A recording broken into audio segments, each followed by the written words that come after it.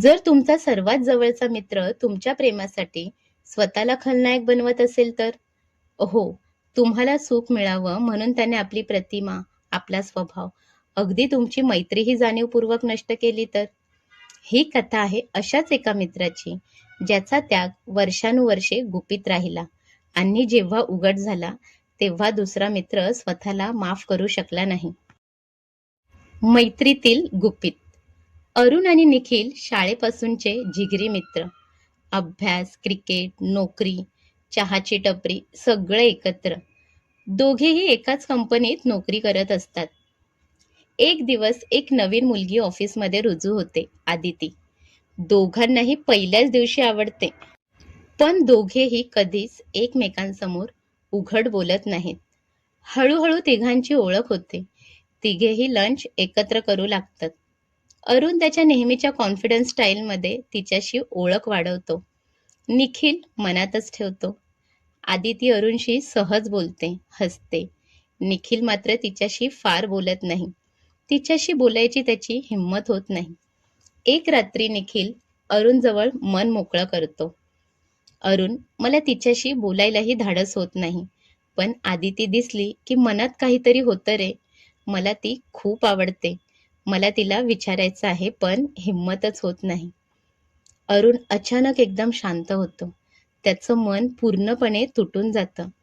पण चेहरा हसरा ठेवतो. अरुण त्याला सल्ला देतो. आधी तिच्याशी मैत्री वाढव आणि मग तिला विचार.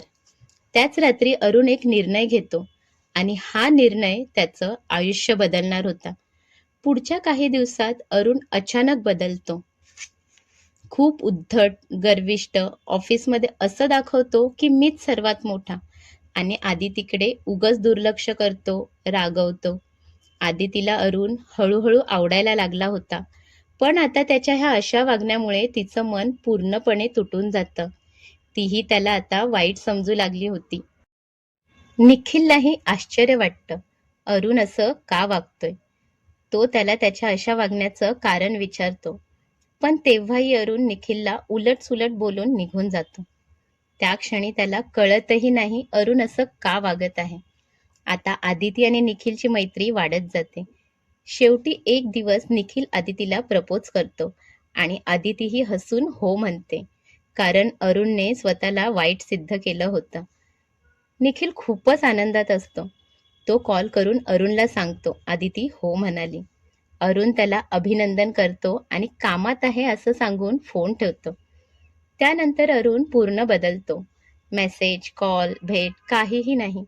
अरुणचं वागणं इतकं विचित्र होतं की दोघांमध्ये हळूच दरी निर्माण होते. वर्षभरातच आदिती व निखिलचं लग्न होतं.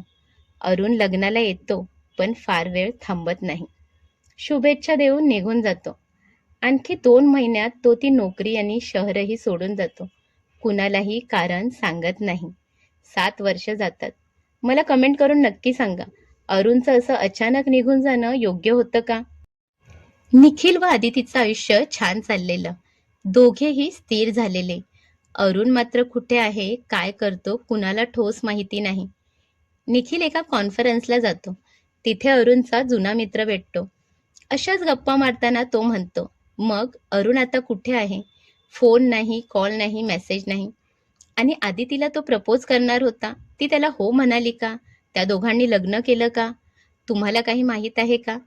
हे ऐकून निखिलचा चेहरा पांढरा पडतो. निखिलच्या डोळ्यात पाणी तरळतं. त्या क्षणी त्याला समजतं, अरुणचं अंतर, राग, गप्प बसणं, वाईट वागणं सगळं त्यांच्यासाठी होतं. कधी-कधी आपल्यासाठी काही लोक दूर जातात, पण त्यांच्या त्यागाची आठवण आपल्याबरोबर राहते. अरुणने आपलं आयुष्य मागे ठेवून त्याग केला आणि तो आदिती आणि निखिलच्या आयुष्याचा कायमचा भाग राहिला. प्रेमात कधी-कधी जिंकणं महत्त्वाचं नसतं. कधी कोणासाठी हरायचं हे ठरवणं महत्त्वाचं असतं. कथा आवडली असेल तर एक लाईक करा. आपल्या प्रियजनांसोबत शेअर करा आणि अशाच मराठी कथा ऐकण्यासाठी चॅनल सबस्क्राईब करा. धन्यवाद.